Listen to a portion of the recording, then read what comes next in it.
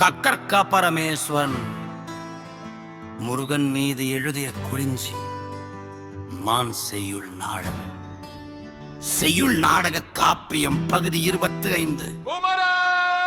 நெய்மரும் பாலம் படைத்தல முறிந்து விடியவும் நின்றால் பொடிமலை நிற்கும் பரவலர் சிலர் வாய்ப்பதைத்து நிற்க மனையுந்தம் துணைவியும் உலாவிய நீங்கரும்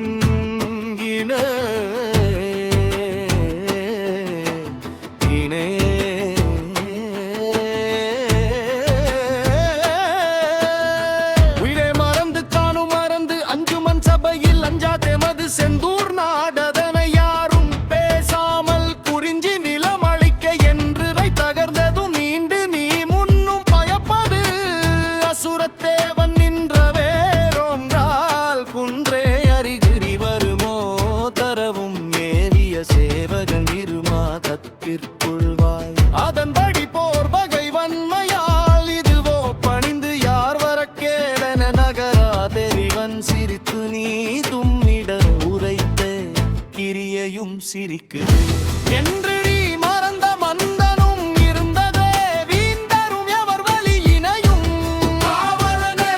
தேர்த்தி தருந்தர வினையும் பிழையாய் கால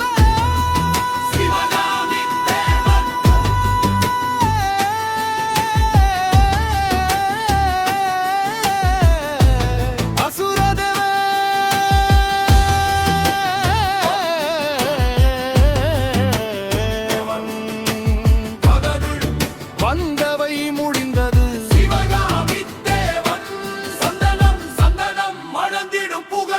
சொல்லது பிழியன் பிள்ளையை நோக்கி வேளையாம் போகுதல் உமது போர் வீரனும் நாளையா யுத்தமாம் நிற்பாய்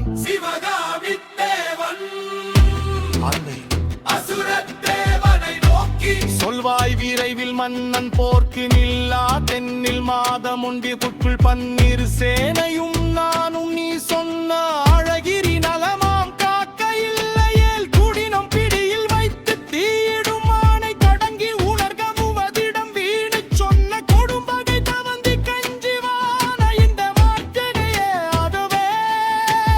கெஞ்சாதிரும் அது பாராய பாராய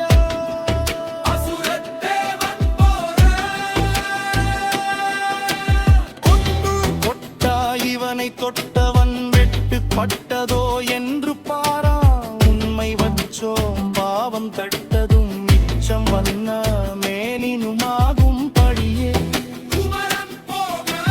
காவல் படைகளும் சேவகர்களும் சிவகாமி தேவனை சுற்றிடும்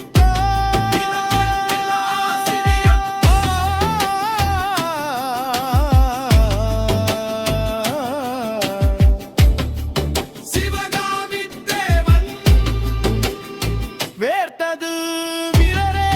நொந்தோம் கனவு சேர்ந்தது கடும்போர் அனைவரும் முதல் படை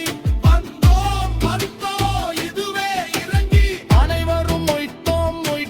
வாழ்க்கவும் சொல் இரண்டாம் படை வரும் போர் தரா மரவா வீடே மூன்றாம் படை மையோ பொய்யோ பயமதுவும்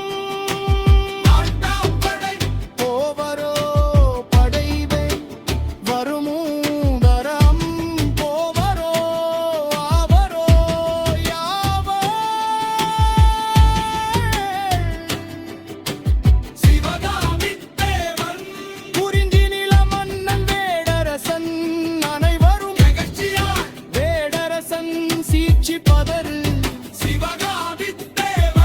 வேண்ட வந்தவனவன் தூதன் யதார்த்தம் அனைவரும் மூன்றாம் படை மாற்றாடு உருவடைவும்